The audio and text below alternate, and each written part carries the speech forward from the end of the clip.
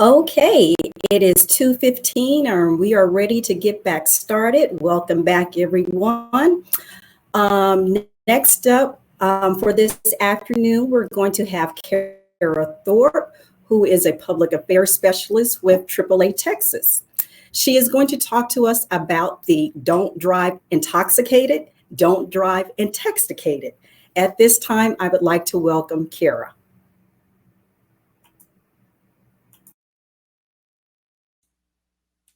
Hi, everybody. I hope everybody had a good lunch and ready to settle in for some more learning this afternoon.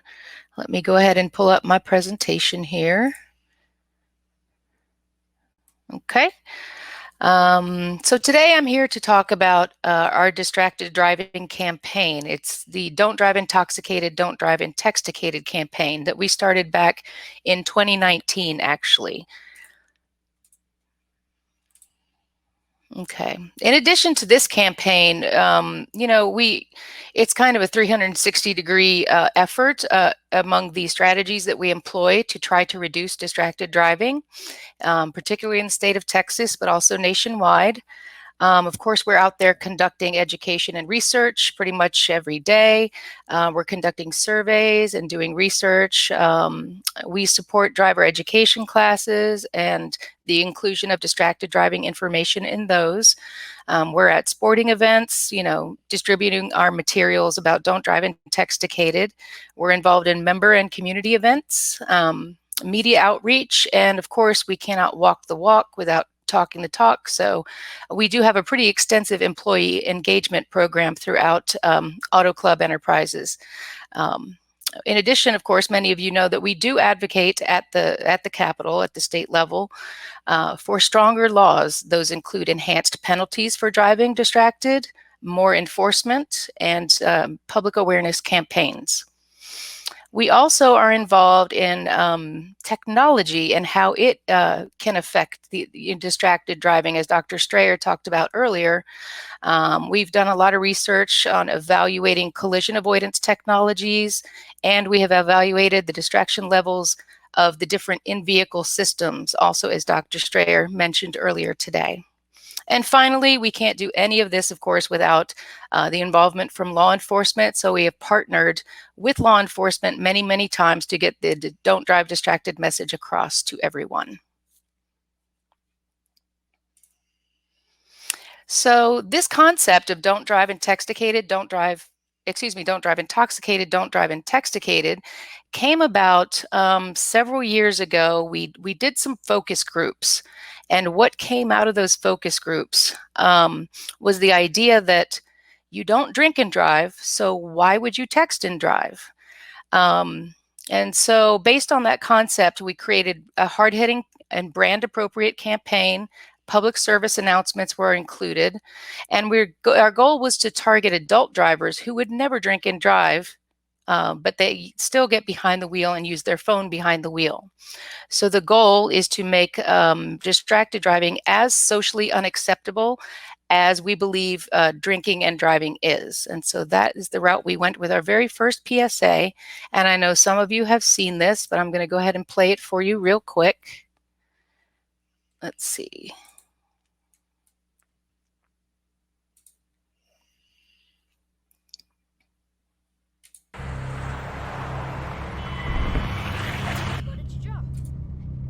You wouldn't do that. So why do you do this?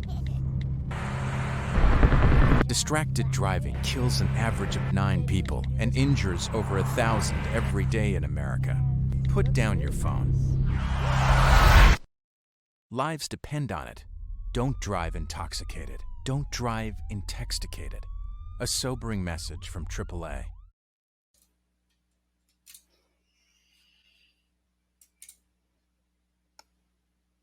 Okay, so that was our very, very, very first PSA conducted in 2019. Since then, we've created several others. One of the things we did after the airing of the first PSA, though, we conducted a survey of drivers. This was conducted in February of 2020. And they included drivers from the states Alabama, California, Missouri, Northern New England, which includes Maine, New Hampshire, and Vermont, as well as Pennsylvania and Texas. And we surveyed about 300 drivers in each state, 400 in California. The age range were drivers between the ages of 25 and 59, and those who drove at least 20 miles per week and sent or received about 5 text messages daily. And some of the results that came out of this survey, in general, we found that smartphone behaviors are similar across all of those states, all those markets.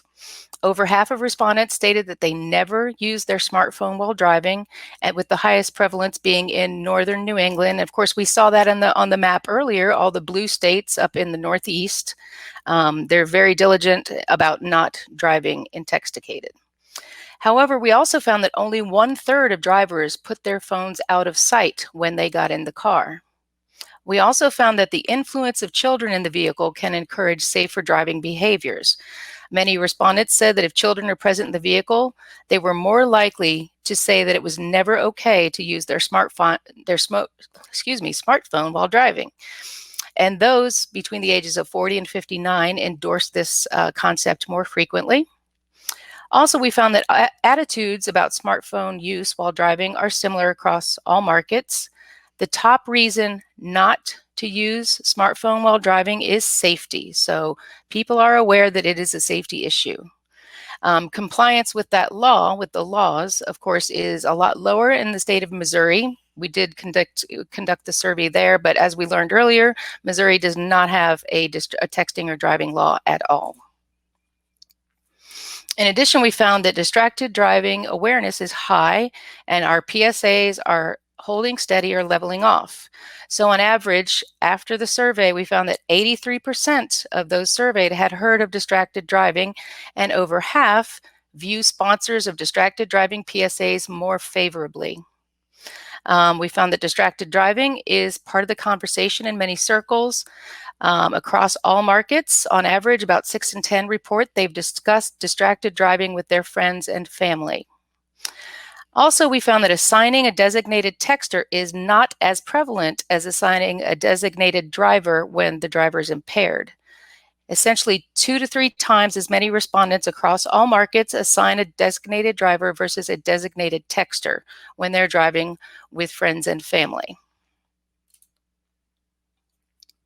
Finally, we found out that the PSA, that's a duplicate. Though the PSA is relevant in all markets, about 8 in 10 agree that smartphone use while driving can be as serious as drinking and driving. That sentiment dipped slightly in February 2020, except for in Texas, where it was up 2%. Awareness of the original PSA in expanded markets is impressive after the exposure to our Intexticated PSA. An average of more than 1/3 across markets reported having seen or heard it.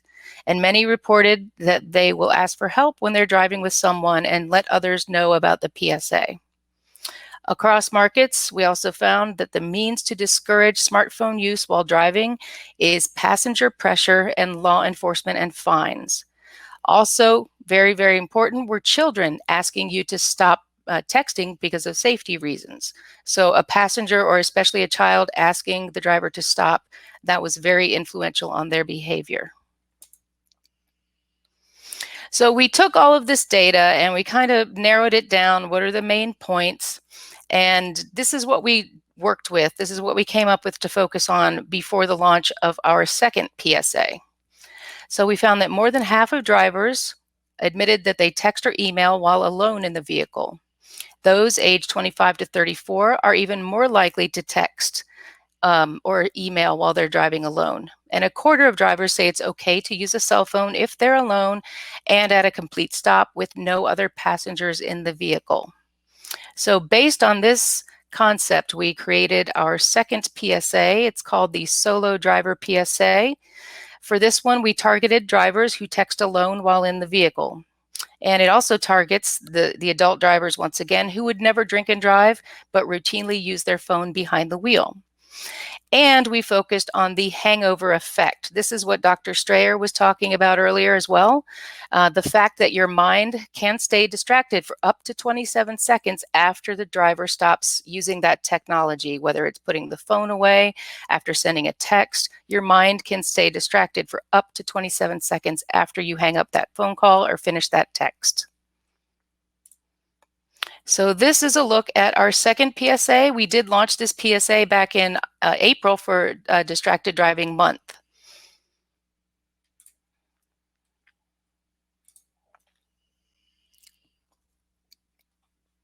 Great game. Yes. Hey, are you good to drive? Unlike you, I've had a few, so I got a ride share. Good call. Hey, see you Thursday. See you, buddy. We know it's never okay to drink and drive. Now we need to remember that it's never okay to text and drive. Studies have shown you're distracted for up to 27 seconds after using your phone. Don't drive intoxicated. Don't drive Intexticated. A sobering message from AAA.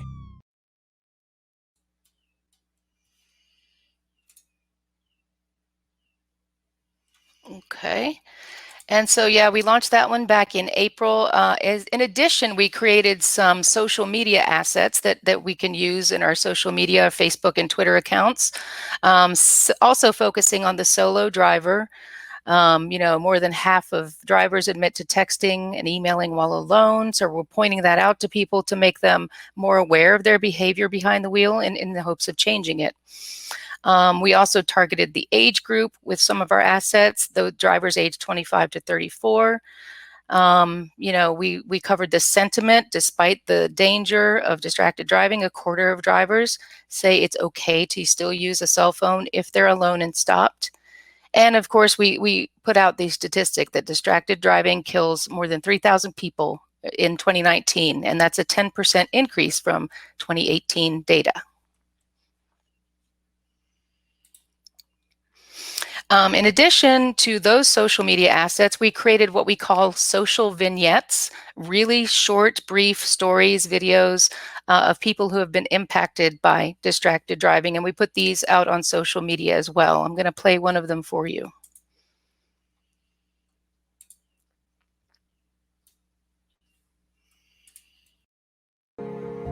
Hay una historia algo difícil para pasar en este árbol de acá.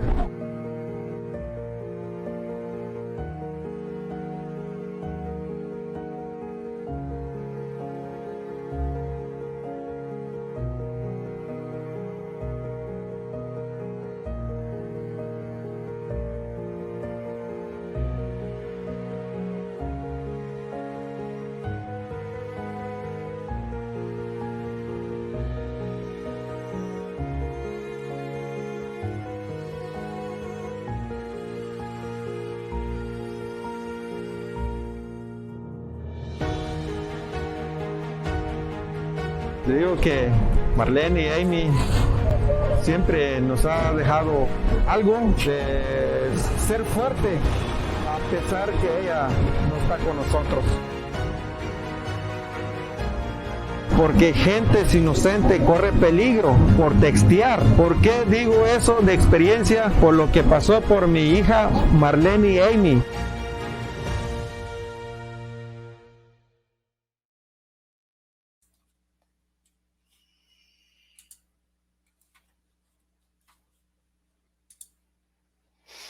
So finally, going back to that research that we conducted back in February of 2020, we came up with the idea to create a third PSA that we just recently released for back to school time. It was about mid-August.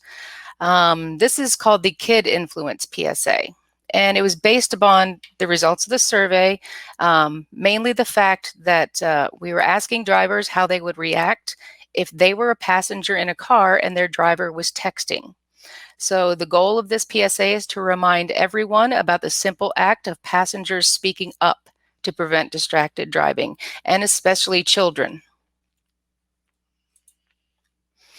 So one of the things we found with the survey specifically, 64% of passengers said that they would feel comfortable asking the driver to stop using their cell phone if they were in the car.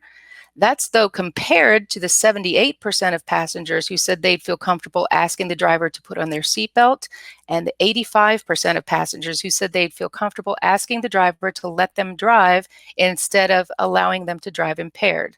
So still, the number of people who would ask their driver to stop texting is still pretty low compared to those who would tell them to put on a seatbelt or not drive intoxicated.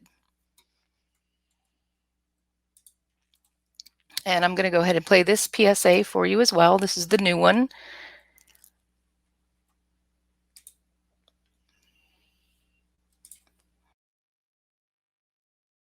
Everybody that home runs, huh? Hey, pass me the keys, Rob. I haven't had anything to drink. Good idea. We've learned to speak up to prevent drinking and driving.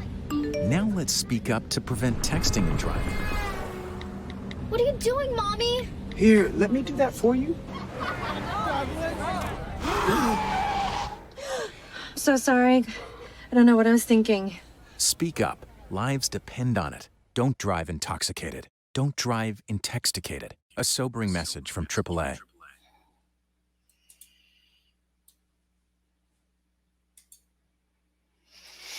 And there's a couple of other efforts that we have put forth over the last couple years since 2019 to also call attention to the dangers of distracted driving. In September of 2019, we did host our first ever Walk to End Distracted Driving in Houston. We had over 650 people attend. Those were community members, law enforcement, key stakeholders, just the general public. We had a great showing of support. In fact, the mayor of Houston declared that day in September Distracted Driving Awareness Day. And with our media coverage of this walk, we garnered over 10.4 million audience impressions. So it was a very, very successful event in the Houston area.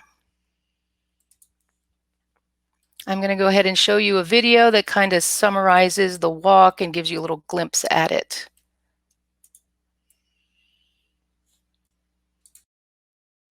AAA Texas holding its first Walk to End Distracted Driving in Houston yesterday. Raise your hand if you're guilty of it. Unfortunately, right? Well, supporters walked about a mile downtown to raise awareness about how dangerous it is to drive while you're using that cell phone. Now, AAA says 1 in every 5 crashes in Texas do involve a distracted driver, and that equates to more than 95,000 crashes each and every single year. And distracted driving, they say, is also playing a part in 10% of deadly crashes just here in our area. More than 50 years of education against alcohol-impaired driving led to a shift in public attitudes and behaviors toward drinking and driving, and a dramatic reduction in alcohol-related crash fatalities from the early 1980s. We hope to do the same for distracted driving. Houston Mayor Sylvester Turner declared Sunday Texas Walk to End Distracted Driving Day. And remember, it's not only cell phones. You could be, I don't know, putting on makeup or eating or changing the radio station. All that plays into being distracted behind the wheel. Yeah, they say driving intoxicated is sometimes just as bad as driving intoxicated. Intoxicated. Yeah, so think about that.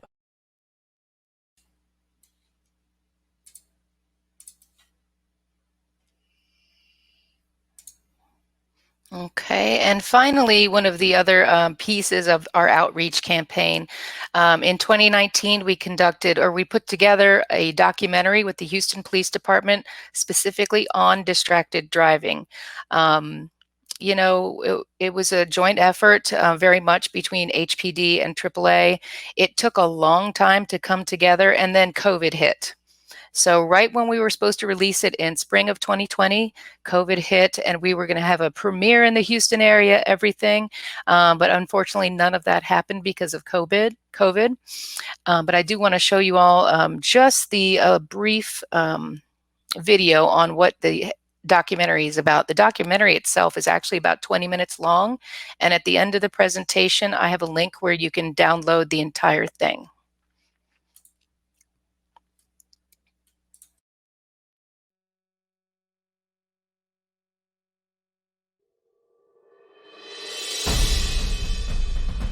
People tend to really look at distracted driving as strictly a cell phone, but it could be any number of things. Having something to eat, having the kids in the back seat that are going to distract you from paying attention to the roadway. Do you have any clue why I'm stopping you? Yes, I want you to guess. Why do you think? Yes, your phone. You even knew it too, right? Anything could be distracted driving, but really the true triple threat is using that smartphone behind the wheel. Both of my sisters were killed in a car wreck. The driver of the car admitted to looking down at her GPS. A fully loaded cement truck traveling close to 70 miles per hour hit my car and just went completely over the top of it. An accident involving a police officer. When you see people getting injured or killed from something that we all know shouldn't be done, it does irritate you because it's very preventable.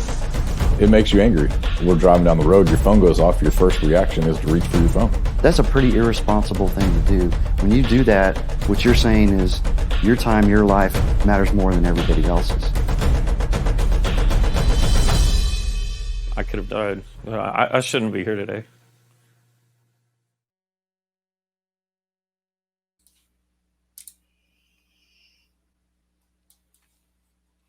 Okay. And then moving on, I know how much all of you love statistics and data, so I threw in these last few slides just to appease you all. From that survey that we conducted in February of 2020, I told you it took place across, drivers across several states. Well, I've extrapolated the Texas data specifically so that you can see what the sentiment is regarding these behaviors in Texas.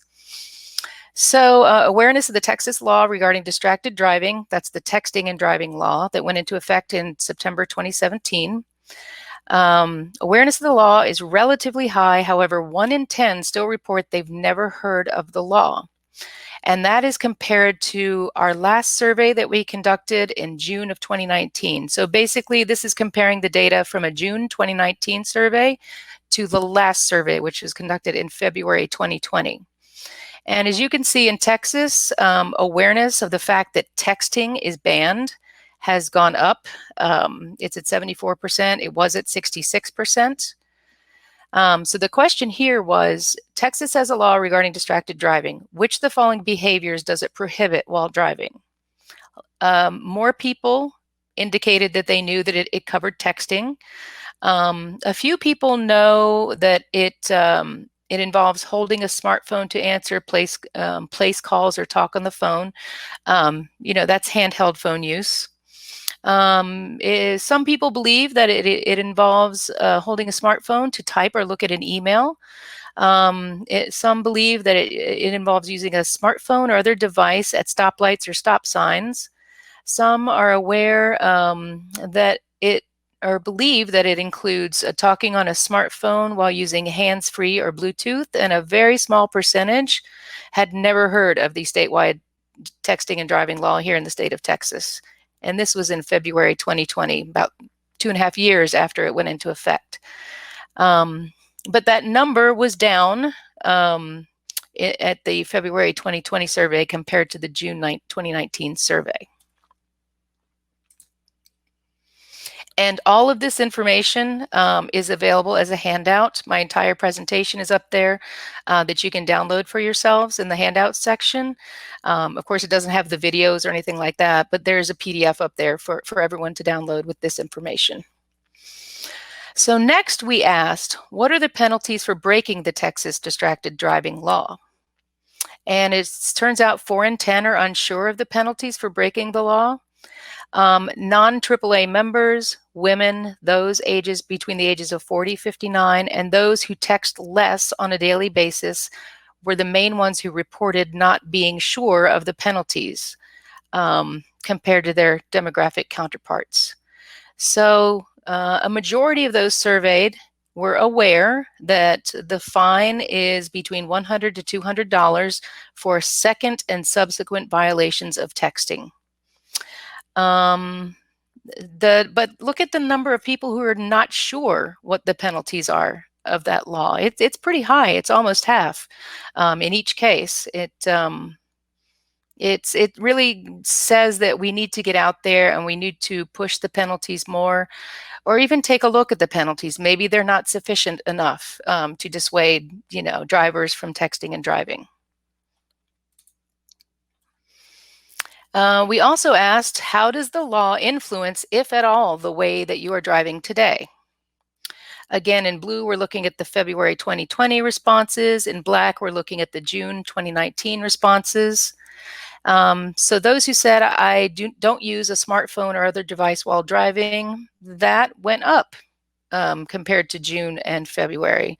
We're at 41% as of February 2020. I set GPS navigation systems before driving. That also increased from 2019. I use hands-free technology while driving. That did not increase. I load podcasts, audiobooks, and or music playlists before driving. That was pretty much the same as when we surveyed them in 2019. I use a smartphone or other devices less while driving. That number did increase. And I use an app, a program that sends out automatic do not disturb messages. That slightly increased. Still, overall, we're not seeing a lot of people who use their DND feature very much at all. And then those that reported no change in how they handled a smartphone while driving, that was still more people said that there was no change in February 2020 as compared to June 2019. So that's a little concerning. Next, we asked, we said the Texas distracted driving law does not currently include penalties listed below. Those penalties include in blue, increased driver insurance premiums, or in red, police report violation to insurance companies. And so these were the responses to those questions. So for example, if the law was updated to include these penalties, how would this impact your behavior? So most people said, generally speaking, that police report violation to insurance companies would have more effect on their behavior than just increasing driver insurance premiums.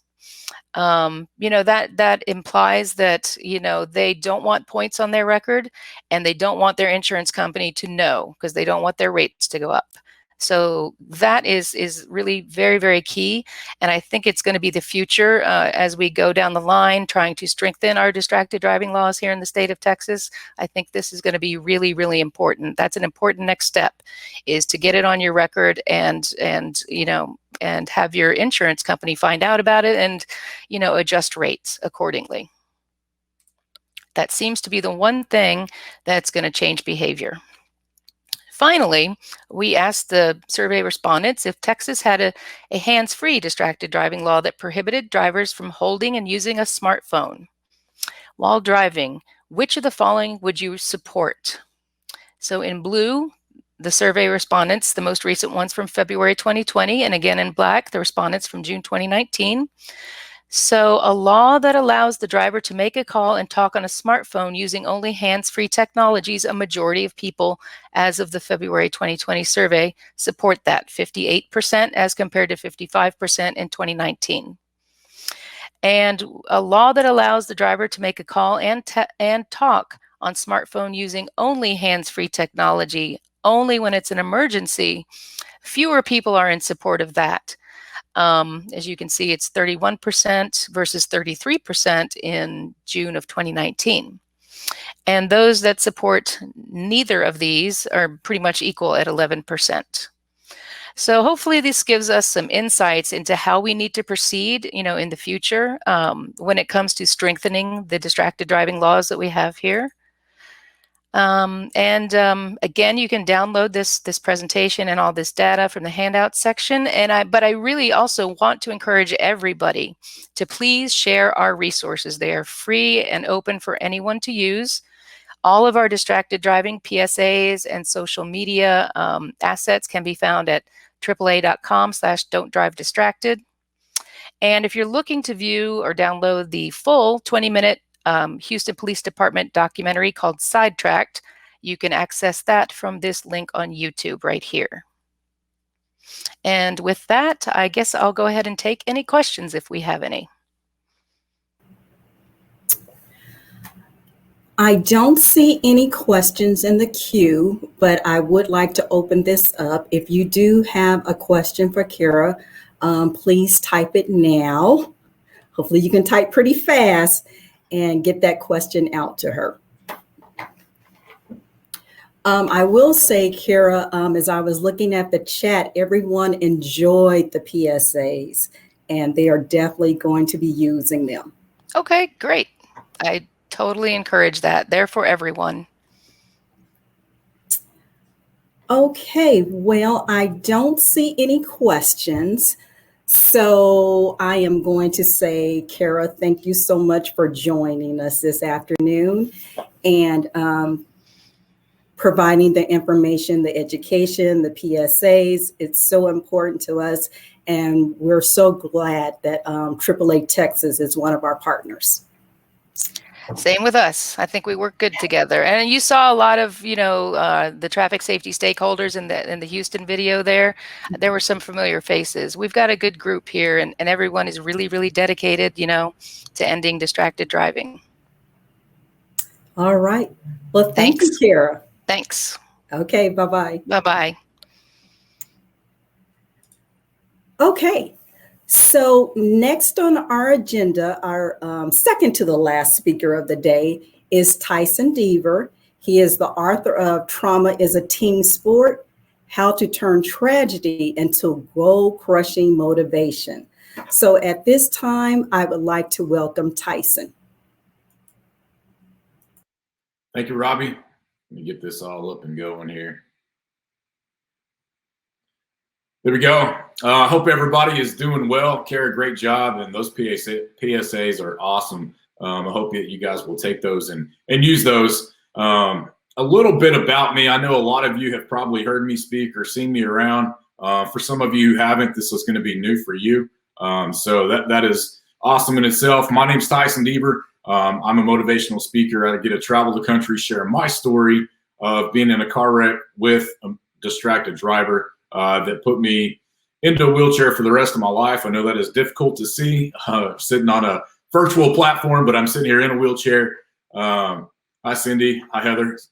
So a lot of you I do recognize. I do want to say I'm going to try to leave some time at the end to do some Q&A. So if you guys don't mind, if you have a question going through this presentation for me or something that I'm talking about, slide that over into the Q&A, and we'll come back to that at the end and have some time to answer some of those questions. So a little bit about me before we get going and jump right into this. So as I said, my name is Tyson Deaver. I grew up out in West Texas, a little town called Andrews. It's out by Midland, Odessa. For those of you who are not familiar with West Texas. And I graduated from there in 2001. From there, I went on to play some college baseball. I played at Lubbock Christian for a semester. Had some shoulder trouble, went back to Big Spring, played at Howard Junior College for a semester. The shoulder said, we're done, it's not going to work. So I decided to move to San Marcos and finish my degree down at Texas State University. There in San Marcos, just amazing, phenomenal place. Had a great time.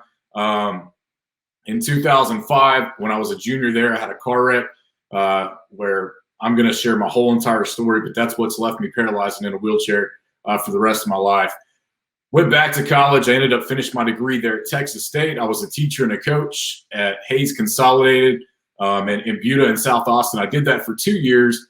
And then in 2009, I had the opportunity to start speaking. And I really didn't know what that looked like, didn't know what it meant. So I kind of took a leap of faith, jumped out.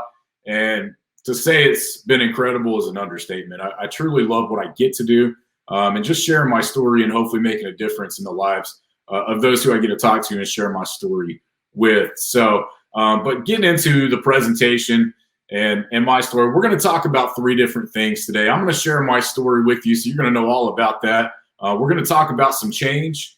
And I mean, when I go into school, especially in the last month or so, it's such a timely topic. You think about everything going on in this world, and with COVID, what's not changing, right? And then you think about public education, what's not changing there? Everything's changing. So we're going to talk about some change and some ways to deal with that and react to it. And then also the third part is we're going to talk about being committed. We're going to talk about being committed to what you do and just on a daily basis as we go through life. When I was doing my student teaching at Hayes there in Buda, my cooperating teacher was Coach Michael Kane. He's the head volleyball coach out at Dripping Springs now. But he taught health, and that's what I wanted to teach. So I was doing my student teaching.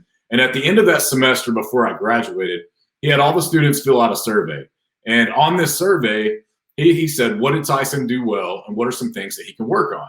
And on almost all the students' list of things that I could work on is they said, I wish he would have told us about his situation sooner. Well, I was trying to be a good teacher, right? I was trying to incorporate my situation into emotional health and physical health and all the different aspects of health, when really they just want to know what happened.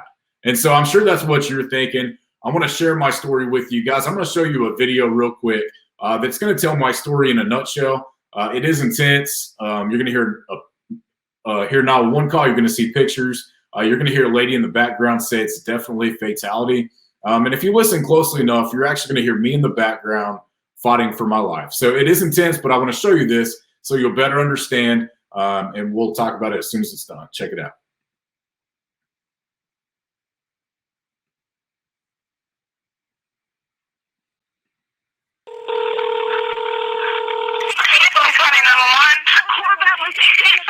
Okay, hold on. Huge shot. There's definitely been a fatality.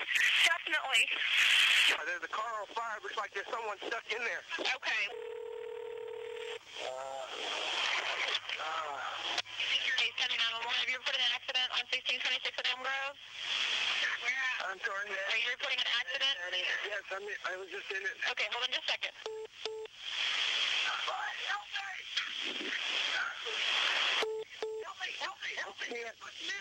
I can't. All right, he's on fire. All right. Okay, sir. Sir?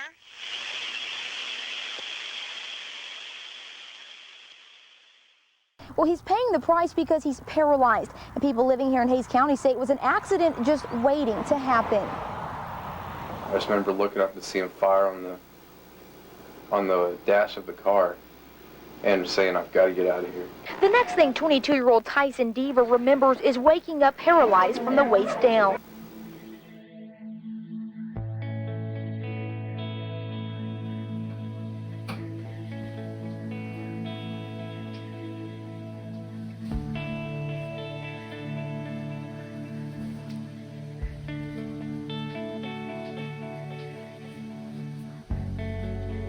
My day starts just like anybody else's does.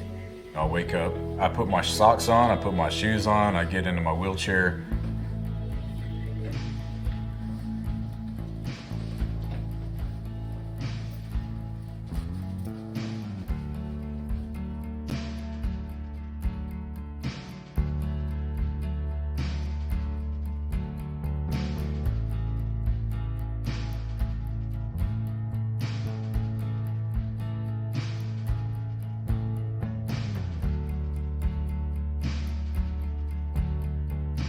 You walk and I roll, and that's really the only difference.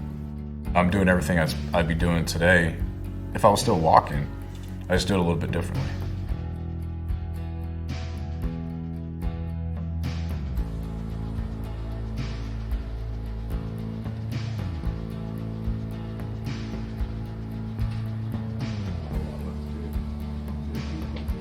I come up to the lake quite a bit, quite often to see Tyson and visit and just hang out.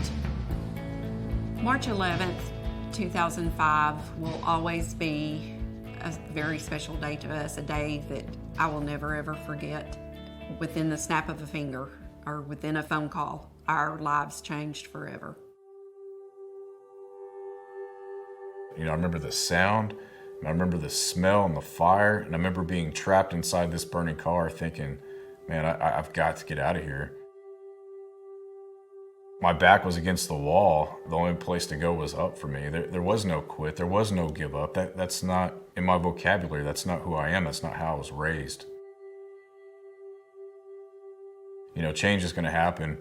Whether we like it or not, it's inevitable. You know, I'm a strong believer in who you are as a person before adversity determines how you respond to it. I'll never forget him trying to learn how to get from the wheelchair into a vehicle. He was getting so frustrated, but he was not going to quit. That's how he did all through rehab. He just pushed himself just in record times.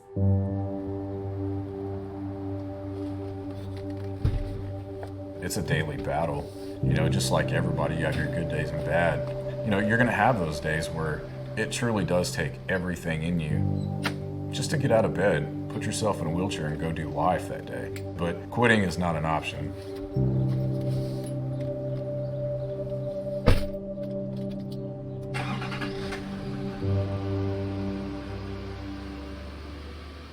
I didn't want a wheelchair to stop me from reaching my dream of being a coach, which is what I want to do since I was this tall, and so I just went for it. But when I was teaching and coaching, I had students in my classroom that maybe they had a terrible home life, or maybe they had things going on in their life, and they were just shutting down, they were stopping. The big thing to me was, look, it doesn't have to be like that. That doesn't have to define you. And it just motivated me to want to push them to be better, to be the best that they can be. You know, no matter what's happened in the past. I can't change what happened to me, nor did I have a choice in what happened to me, but I did have a choice in how I responded to it. When I'm on stage, I'm in the element. This is my story. I want somebody to hear it that needs it. If my situation is going to help one person change their life, if my story can give them that little bit of hope, then it's all worth it to me.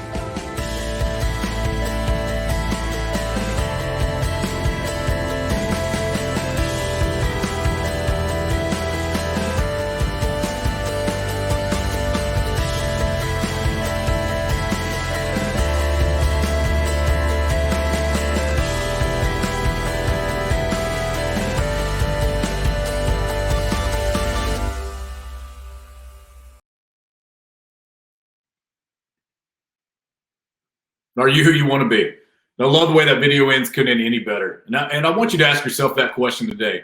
Are you who you want to be? Are you where you want to be? Because guys, if the answer is no to either one of those questions, the only one that can change that is you. And I know what you're thinking, like, Tyson, we saw the video, we saw the pictures, we heard the 911 call, but what happened, right? What line of events had to happen? So let me give you another version so you'll better understand. It was March 11th of 2005. It was the day we got out for spring break. I'm going to school at Texas State there in San Marcos, go Bobcats. And where do all college kids go for spring break? The beach, right? That's where we're going to go. I'm going to go pick up my girlfriend at the time, and we're going to go to the beach for spring break. Now, I come from a small West Texas town, so needless to say, when I moved to San Marcos in 03 to go to school, I tried to avoid I-35, and then once you get into Austin, you've got 183 and Mopac and all these crazy busy highways and interstates. It was just way too much for me. I wasn't used to that kind of traffic. So I always took the back roads as often as I could. That's exactly what I did that day. I just got through taking a first aid and safety midterm, ironically enough. And I'm on a 2-lane road in the right-hand lane waiting on oncoming traffic so that I can make a left-hand turn into my girlfriend's neighborhood. Now, behind me is a single cab pickup truck. And what do most cars do when they get tired of waiting? They go around, right? It's exactly what this truck did. I remember him going around on the shoulder of the road and getting back in front of me. But it's what came right behind him that caused everything. You see a fully loaded concrete truck traveling close to 70 miles an hour.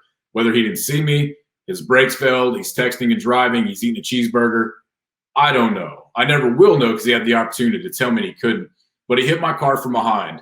If you know who Bigfoot is, the big blue monster truck, if I had a reenactment of that day, I think this is what it would look like. As my car sit there in the right-hand lane, cement truck or Bigfoot, he'd come from behind, he hit my car, and when he did, he went completely over the top of it. Now, he knocked me into oncoming traffic where I was hit again by a Nissan Xterra coming the other way, so I actually got hit twice. Now, I'm still 100% conscious. I remember everything. I remember the smell, the fire, the heat, and I remember being trapped inside this burning car thinking, Tyson, buddy, this might be the end of the road. I mean, I'm trapped inside of a burning car doing everything I can to get out. I'm not going anywhere. Well, luckily for me, one of the guys in the single cab truck that went around me, his name is Ryan Turner. Ryan saw the wreck happen in his rearview mirror, but he comes running up to my car. And Ryan's probably 5'7", 140 pounds, not a very big guy. Okay, I'm 6'1", weighed about 210 at the time. There's just no physical way for Ryan to get me up out of this car by himself. It's just not possible. So luckily for me, two more guys passing by that day happen to work for ESPN Radio. Daryl O'Neill and Philip Breedlove, they see the wreck happen, and they come running up to my car. Now, Daryl reached in and grabbed me by my belt, while Philip took the door panel of my car that was laying on the ground. He picks it up, he jumps into my burning car, uses that door panel to shield the flames, untangles my feet from what's left of the pedals, while Ryan and Daryl pull me up out of the car. Pretty impressive, huh? There's no doubt in my mind, if those guys do not risk their life on that day to save me, guys, there's a great chance I'm not here today to even tell my story, because as soon as they pulled me out of the car, my car literally exploded into flames. I'm sure you've seen the movies Fast and Furious. I mean, they've only made like 17 of them, right? That's it. I mean, what happens when they wreck a car? It explodes and it blows up. And that's exactly what my car did. Well, that day across the street was an elementary school, Elm Grove Elementary, and they happened to be having fire day that day. So outside across the street, outside on break, is a fire truck and an ambulance. They see and hear the wreck happen, and they immediately called Starflight because they knew how bad it was. Now, if you know anything about the Austin, Texas area, if you know where Cabela's is, it's about 5 miles behind there is where my wreck happened. But if you know anything about that area, if you're going to drive from the spot my wreck happened to downtown Austin, where Brackenridge Hospital is, it's probably going to take you an hour or so with no traffic. Get this. From the second my wreck happened, they called Starflight. Starflight left Brackenridge, got to the scene, loaded me up, and took me back for surgery. But from the second my wreck happened until I landed at Brackenridge was 14 minutes. 14 minutes. And it's this line of events that had to happen in order for me to survive. And the only way I can explain it to you today is it just wasn't my time to go. I get to the hospital, I had 5 surgeries. The first day, I had a punctured lung, torn diaphragm, several broken ribs. My spinal cord at T12, which is right at your belly button, was completely severed. So it's left me paralyzed at the waist with a 1% chance of ever walking again, which is basically saying, Tyson, you're not going to walk. But if for some wild and crazy reason you do, well, we did give you that 1%, right? That's what that means. Probably not going to happen. Spent 3 weeks in the hospital there at Austin at Brackenridge. As soon as I was released, I went to rehab in Houston at a place called Tirr, and that's Tirr. Guys, this is an amazing, phenomenal, incredible place. It truly is. They're doing some really awesome things, not only for spinal cord injuries, but also traumatic brain injuries as well. I was there for 3 weeks, went home for a month until I got my back brace and all my hardware off, went back for another stint of rehab, was there for another 3 weeks, and probably my proudest accomplishment of this whole ordeal being placed into a wheelchair is my wreck happened on March 11th, and in August, I was back in college finishing my degree. You see, March 11th of 2005, that's the day that everything changed for me. Everything. Look, I wasn't any different than any of you watching this right now. Okay, I played football and baseball in high school. Going to school to be a teacher and a coach is what I want to do since I was a little bitty kid, like I said in the video. But in a matter of, boom, literally the amount of time it just took me to snap my fingers, my life has changed forever over something that wasn't even my fault. My life has changed forever because of a distracted driver. I can't go back to that day and change what happened to me. I already tried. Can't do it. But from that day going forward, that's on me. That's my responsibility. Okay, if I'm going to back into a corner, crawl into a hole, and just feel sorry for myself, I've got nobody to blame but myself. I think everybody here is old enough to understand we're all going to experience some change in life, right? I mean, it's inevitable. It's going to happen. Some change is good. Some change is bad. But we're all going to experience change. And that's a difficult thing for us because we live in normal, whatever that means for you, as much as we can. But if we're looking at change in a positive light, with change comes opportunity if we choose to see it that way. If that's a new foundation for us, that's what it is. It can be a good thing to work back up. Now, like I said, we as humans, we don't like that. We don't like change because we live in normal as much as we can. I'm going to show you another video that demonstrates perfectly what we as humans do when change comes to our life. Some of you have seen this. For those of you who haven't, sit back and enjoy. We'll talk about it as soon as it's done. Check it out.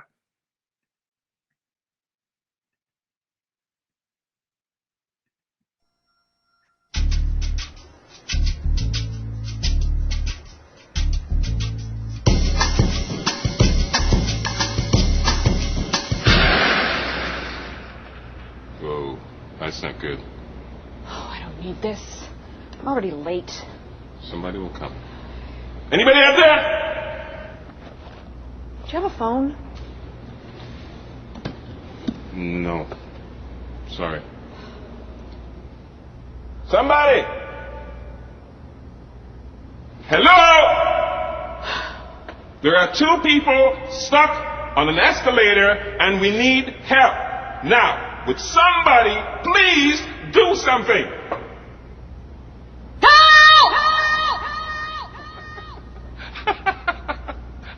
believe this. You gotta be kidding me. I'm gonna cry. Well, there's not enough left to do, is it?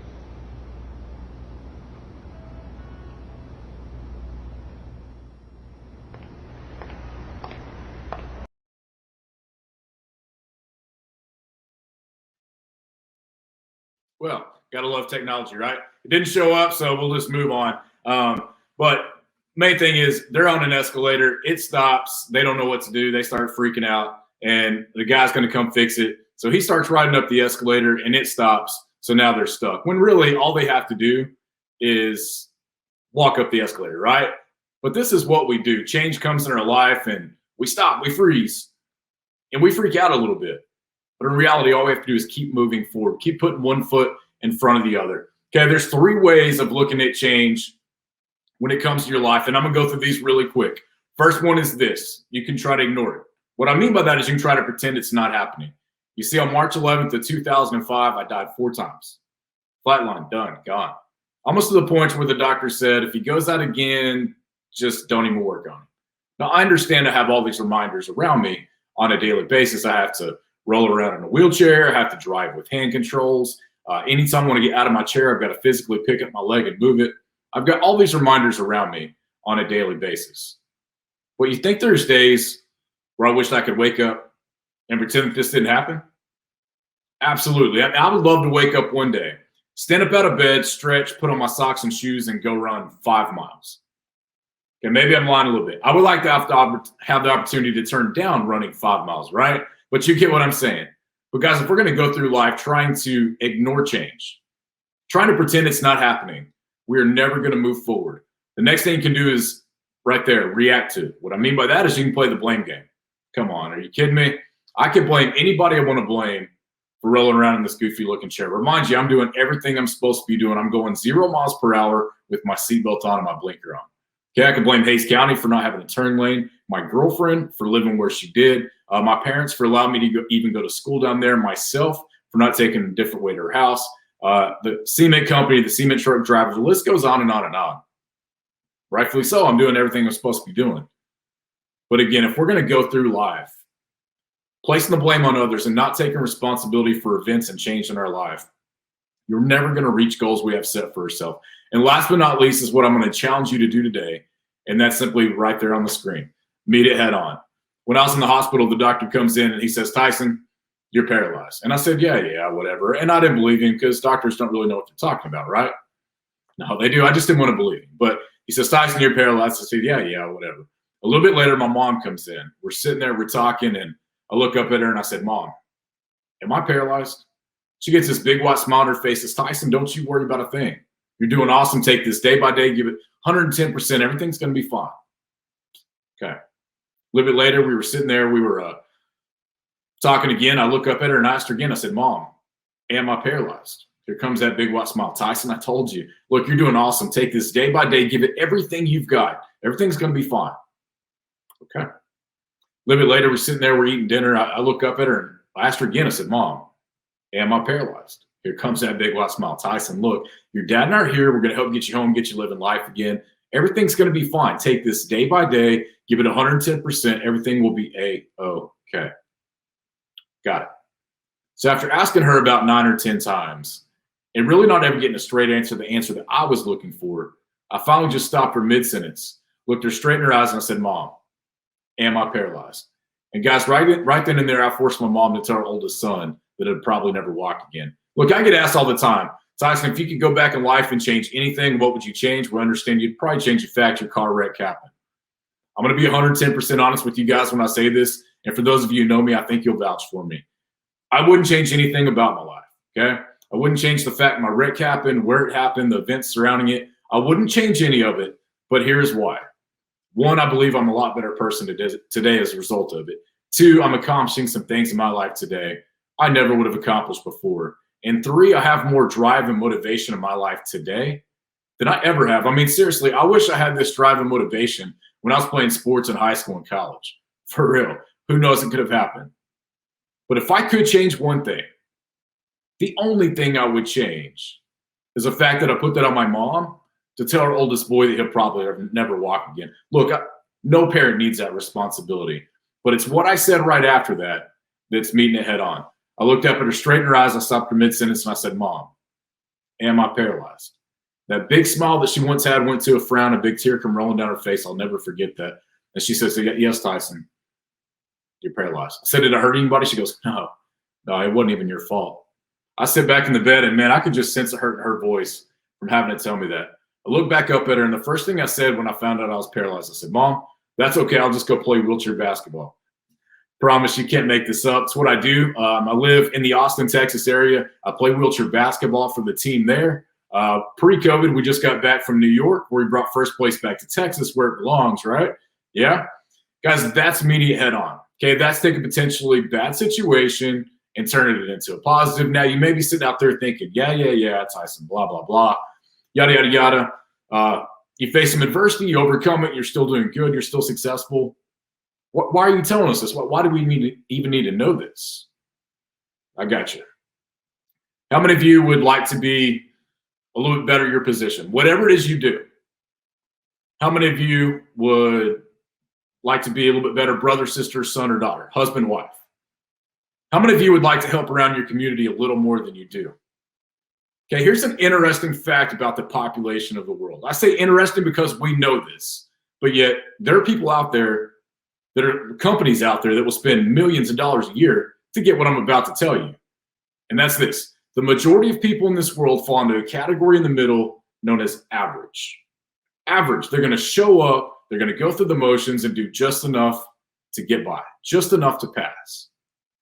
My challenge for you today is this, and I'm about to give you the perfect example of what this looks like. My challenge for you, spend an extra 5 or 10 minutes a day. That's all it takes. Doing the little things in life. 5 or 10 minutes a day, doing the little things in life that the majority of people in this world simply choose not to do. Look, it's not that they can't, and it's not that they're incapable. It's that they choose to not do it. They choose to not put forth the little bit of extra effort it takes to go from average to the best average to world class. It's a decision you're going to make every single day when you get up. If you make that choice, I can promise you, you're going to be rewarded.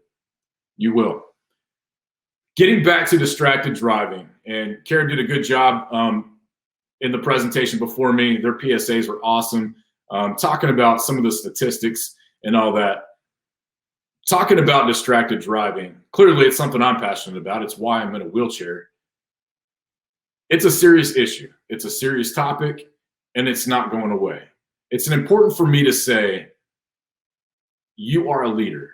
And with that comes responsibilities, right? We have to understand that everything we do is being watched and everything we say is being heard. If you're driving in the car with your kids and you're on your phone, they see that, and just driving down the road, if we go from Austin to San Antonio and we're driving down, you're going to see plenty of cars texting and driving. It's just what we see.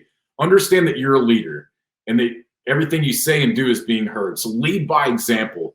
And what I want to challenge you to do in relation to distracted driving is don't be the cause, be the solution. Don't be the cause, be the solution. It's going to take everybody working together. And hear me out for a second.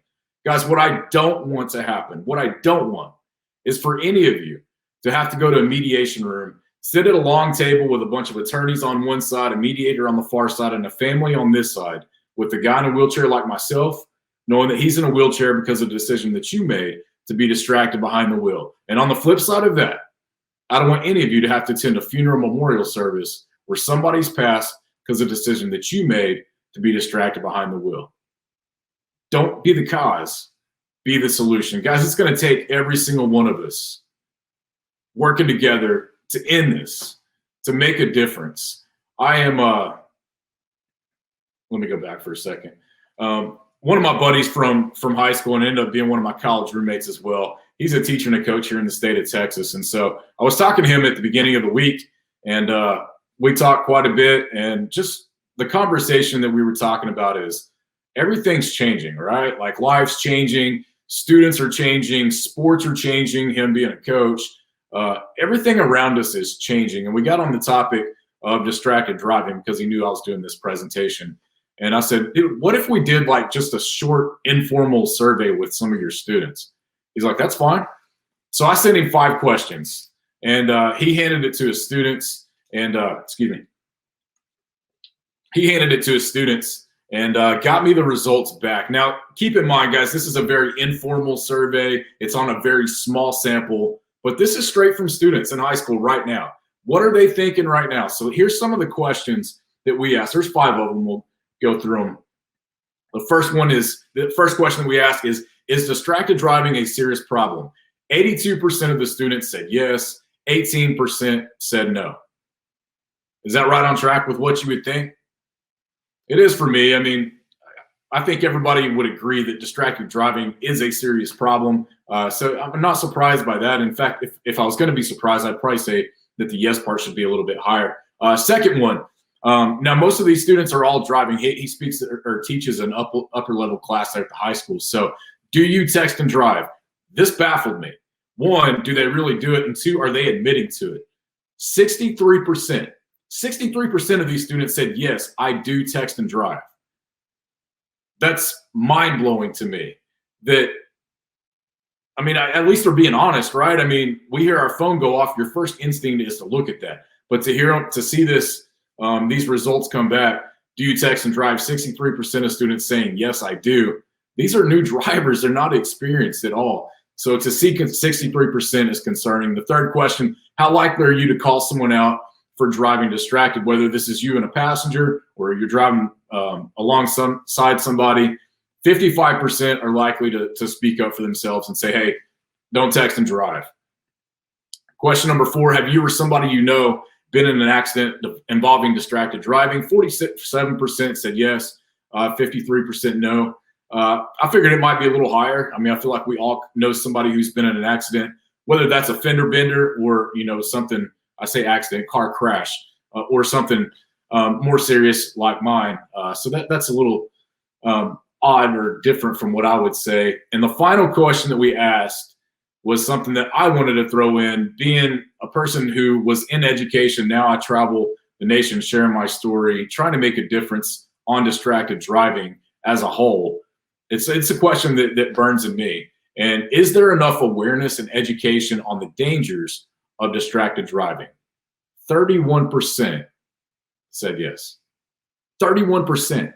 I know there's a ton of great information out there. There's a lot of good PSAs out there. Whether it's distracted driving, defensive driving or driver's ed, there's classes and things built into those curriculums to warn on the awareness and the education and on the dangers of distracted driving. But for 31 to say yes, that's further proof that we have to keep going and doing what we're doing. It's going to take all of us working together. That number needs to be flip-flopped or more. Yeah, I agree, Melinda. It's disappointing to see that 31% of these students feel like we can do more. There's more awareness, more education to be had. Now, keep in mind, this is a really small sample, really informal survey, but this is straight from the students. This is what they shared with us. So anyways, wanted to share that with you. I just thought it was interesting. But speaking on the last part, it's further proof that we got to keep going. There is no finish line in this, right? Until everybody out there on the road is doing their part. It's going to take all of us working together. We have to be committed. We have to be committed every single day for us and for everybody out there. But to be committed, to be 100% committed, it starts with 1. And you may say, what do you mean by that, Tyson? What do you mean by 1? That's such a small number. Let me tell you. February 9th of 2018 was a day that I'll never forget. That was on a Friday, I believe, but the week leading up to that, my mom had been having some chest pain, some chest tightness. And so she set up a meeting with her cardiologist and went in and saw him. And she said, I'm having some tightness in my chest. And he said, yeah, no big deal. We'll get some tests, planned up in the next month or so. And we'll go through. And if there's something that needs to be fixed, we'll check it out. So they go home and a little bit later, a couple of days later, she was still having some issues, right? And so my dad made her go back to the hospital and to the doctor and went in and said, look, I can't walk to the end of the block without having chest tightness and a little bit of chest pain. And the doctor kind of smirked and he said, look, you're young. It's nothing to worry about. You know, we're going to set up some tests. We'll, you know, do some scans. We'll make sure that everything is fine.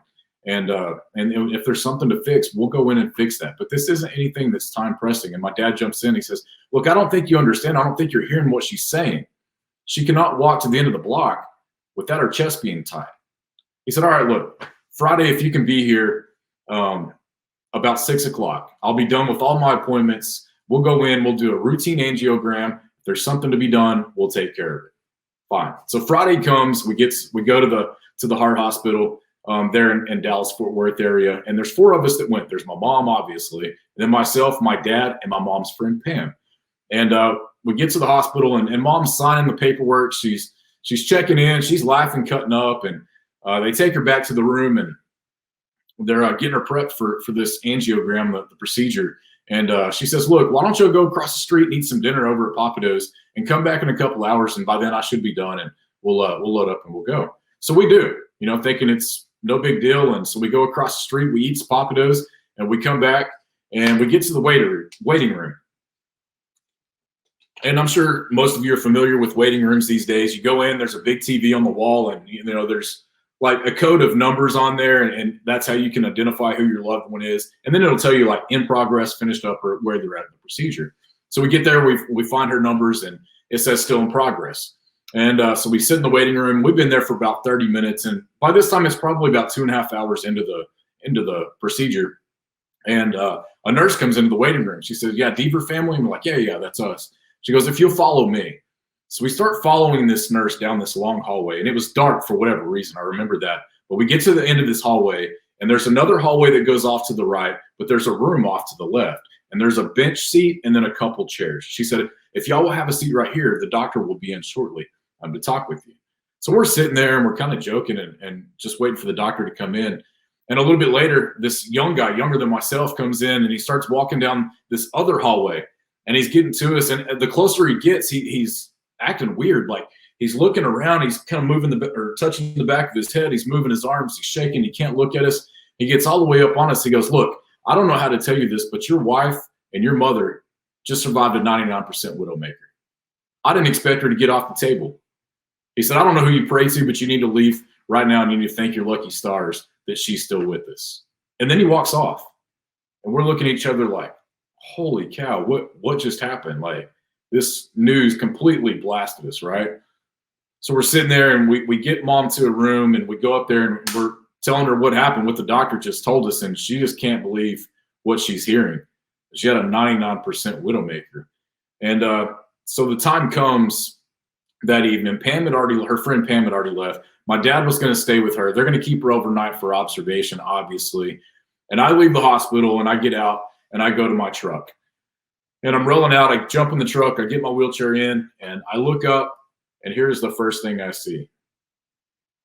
When I look at the hospital, this is what I see. I don't know what you see when you see this picture right here, but what I see is a heart with 1% in it. And what that 1% represents to me is an opportunity, a chance. Guys, in this game of life, that is all we can ask for, is a chance, an opportunity. But what we do with the rest of that 99 is completely up to you. It's completely up to you. I've said it once, I'll say it again. It's going to take all of us working together, guys, to end this epidemic on distracted driving. All we can ask for is that 1%.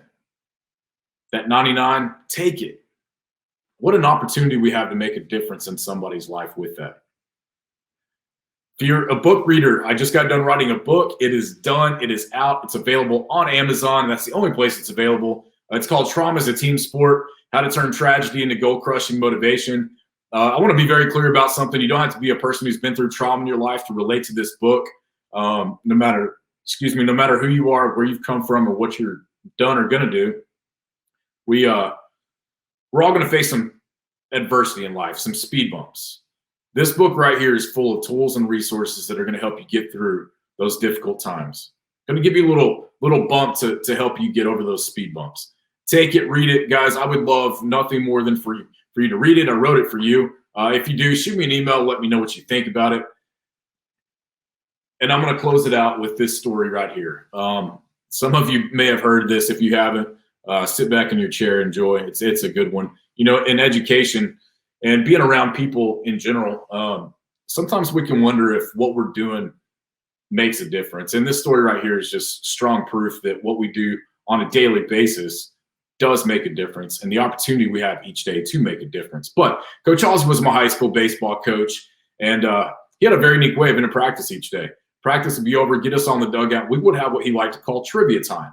He'd ask you a trivia question. If you got it right, then you didn't have to run that day. If you got it wrong, then you ran. Well, it's Coach Halsey. He was born in like 1813. He's going to ask you a question from way back when. You're going to get it wrong. You're going to run. If you get it right, he'd ask another question. You get what I'm saying. You're going to run at the end of practice. But one day, Coach Halsey did something a little bit different. Practice was over. He got us on the dugout, and he started handing out these little laminated cards. Everybody got one. He started, guys, we're going to read this together. Once we're done, we're going to break it out, and you're free to go. We're looking at each other like, dude, what's going on? Is he mad at us? He don't like us anymore? I mean, you know, something's going on. Sure enough, everybody got a card and read it together. Once we're done, he said, all right, everybody, Mustangs on 3. 1, 2, 3 Mustangs. You guys are free to go. You'll have a great day. Sweet. You know, we got the afternoon to ourselves. Some guys took this card, they threw it on the ground. Some put it in the trash. Some put it in their bat bag. Who knows what they did with it? I happened to put mine in my wallet. I don't know why, but I did. Now, I'm going to leave you hanging right there for a second. I'm going to go tell another story. I'm going to come back and meet you in the middle in just a second. My wreck happened about 1:30 in the afternoon in the Austin area. My parents lived in Midland at the time, 6 hours away. They couldn't get a flight out in Midland until 7:30 that night. So from 1:30 in the afternoon, when they found out about my car wreck, until almost 10 o'clock at night when they finally got to the hospital, they didn't know if their oldest son was alive or dead. They can't get that information out over the phone because of all the HIPAA laws and all that good stuff. But they get to the hospital. The doctor met him at the door, and he said, look, you're more than welcome to go and see Tyson, but he is out. He had 5 surgeries today. It's going to be sometime late tomorrow before he wakes up from all the trauma, anesthesia, and all that good stuff. They agreed to do so. And as soon as they walked through the door, the coolest thing happened. I woke up. Now, I couldn't talk. I had tubes down my nose and down my throat, but I reached up and I gave them that I love you sign. They knew that everything's going to be all right. The next day, the fire department showed up to the hospital. So we understand Tyson had his bags packed. He was headed to the beach. His car is now at the Wrecking Yard in Kyle, a town about 5 minutes away. You're more than welcome to go back and see if you can recover any of his belongings. They agree to do so. They get there. They find my old car, and guys, they cannot believe their eyes. The fiberglass has exploded off this thing. Everything is burned and melted. The steering wheel was sticking straight up in the air. And where the driver's seat once was is now this little cubby hole. And that's where I was when my wreck happened. And right next to this cubby hole is where the console once was. Now, clearly, it's no longer there. But as my parents are going through my old car, they're finding my bag and my swim trunk, sandals, everything that you would take with you to the beach. And where the console once was, they found my old wallet. They pick it up. This thing has burned, melted, and shriveled up to almost nothing. The money I had inside was burned. My credit cards are melted. My social security card is gone. But laying on top of my wallet, as if somebody had placed it there, was that little laminated card that Coach Halsey gave me that day after baseball practice. Guys, I want to share it with you today. I think it's important that you know what it says. If you remember a little bit ago when I said I had the perfect example of 5 or 10 minutes of your time, the difference that can make in somebody's life, Coach Halsey's been that leader and difference maker in my life. He understood what that meant. Feel free to read along. It's right there on the screen because I'm going to read from the actual card he gave me that I still carry in my wallet that he gave me 20 years ago or so. And I'll share it with you now. And it says, Dear God, help me be a good sport in this game of life. I don't ask for an easy place in the lineup. Put me anywhere you need me. I only ask that I give you 100% of everything I have. If all the hard drives seem to come my way, I thank you for the compliment. Help me remember that you never send a player more trouble than he can handle. And help me, Lord, accept the bad breaks as part of the game. May I always play on the square, no matter what others do. Help me study the books so I know the rules. Finally, God, if the natural turn of events goes against me and I'm benched for sickness or old age, keep me from whimpering that I was old age. Help me to accept that as part of the game too. Keep me from whimpering that I was framed or that I got a raw deal. And when I finish the final inning, I ask for no laurels. All I want is to believe in my heart that I played as well as I could and that I didn't let you down. Wow, right? That's my life on a card. I don't ask for an easy place in the lineup. Put me anywhere you need me. All you ask is I give you 100% of everything I've got. Guys, you have the opportunity each and every day to make a difference in somebody's life. Could be a coworker, it could be a family member, a community member, it doesn't matter. But you have the opportunity each and every day to make a difference in somebody's life. Give them something. Doesn't have to be a laminated card, but give them something that they can put in their toolbox, and later in life when they need it the most, they can pull it out and they have it. You think Coach Halsey knew what he was giving me the day that he gave me that? No, absolutely not. It's something he come across online. Somebody shot it to him an email. He printed it out. He run it through the laminator, cut it out, gave us a copy. He probably never thought about it again. He does now because he knows this story. But I'm going to be brutally honest with you guys for 1 second, if that's all right. Guys, on my darkest of days, honestly, when I was in the hospital rehab, I didn't care if I was alive or dead. I didn't. Because the task of relearning how to do everything that for 22 years I knew how to do with my legs, all of a sudden I'm forced to relearn how to do out of a wheelchair over something that wasn't even my fault. Come on. When that task was way too hard, way too daunting, I have a little laminated card to fall back on to give me some hope, some motivation, some inspiration. Something that took him 5 or 10 minutes to do has impacted and changed my life forever. Guys, be that leader. Be that difference maker in your community. Take advantage of those opportunities that are around us on a daily basis to make a difference in somebody's life. It's an amazing opportunity we have. We just have to choose to do it, right? Like I said, that 1% is just a chance. It's an opportunity. What we do with the 99 is completely up to us. Thank you guys so much for tuning in. I'm going to open this up for questions. I know we're right at 3:30, but Robbie, if we have a little bit of time for questions, I would love to answer some. If we have any questions out there, whether that's a question for me or anything. I don't see any questions in the Q&A, but feel free to type in a question. Tyson, I know you've been glancing at the chat, man. You got a whole bunch of love out there. Everybody is inspired and motivated. I think you lit a fire up under all of us once again. Well, I appreciate the opportunity. Heather, I'd love to. So we need to all get in contact. I know Loretta was reaching out.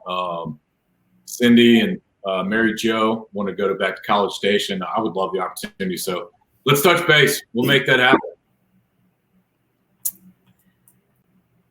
Okay. Well, there are no questions, but let me just say thank you, Tyson, once again, for all the work that you do to help combat distracted driving.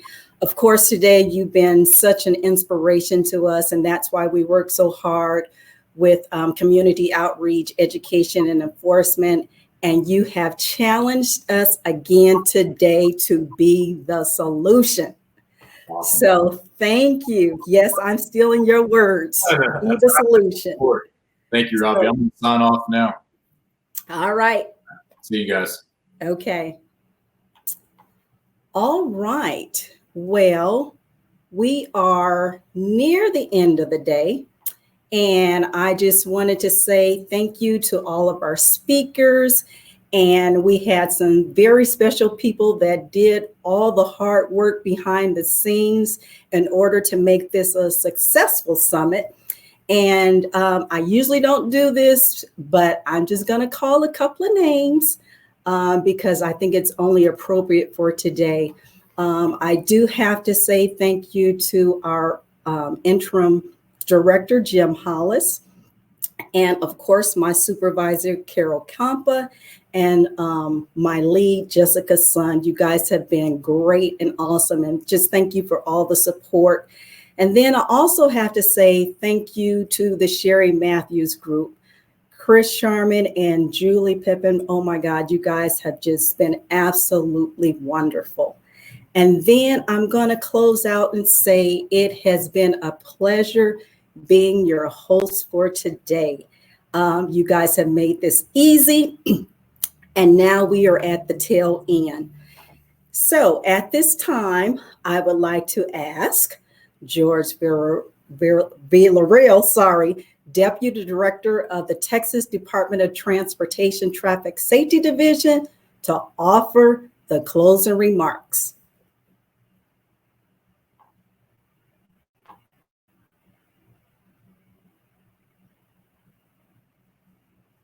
There you are. Yes, we can.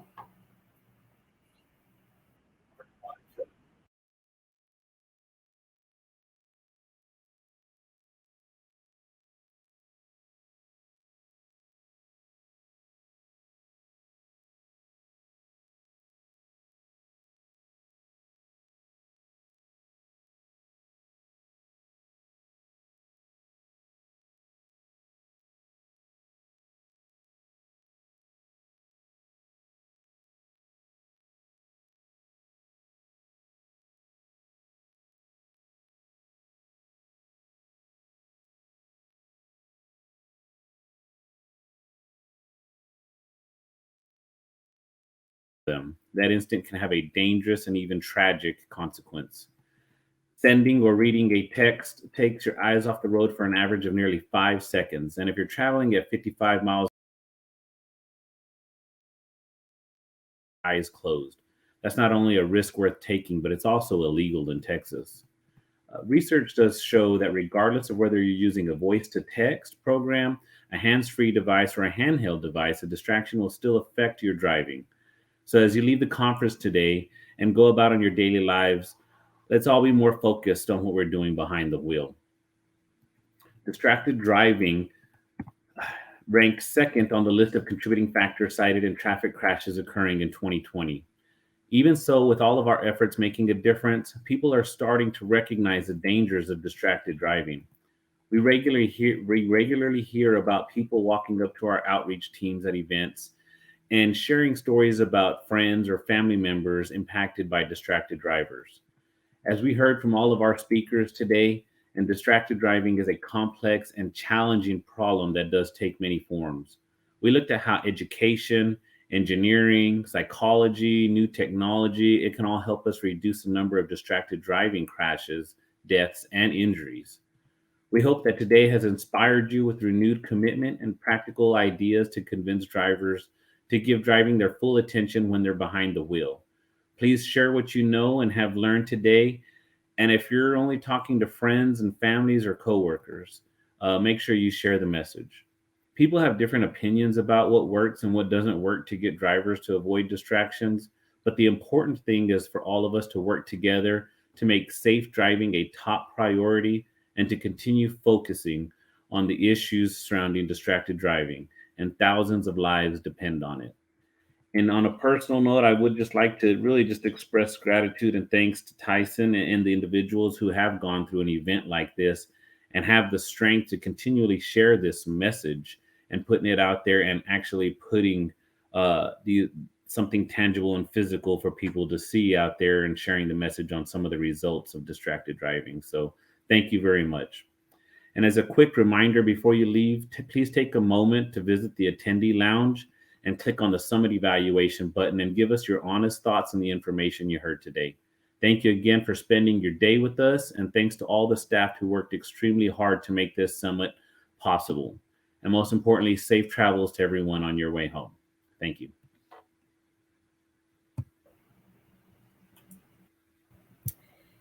Thank you, everyone, once again. And this concludes our summit. Have a great day.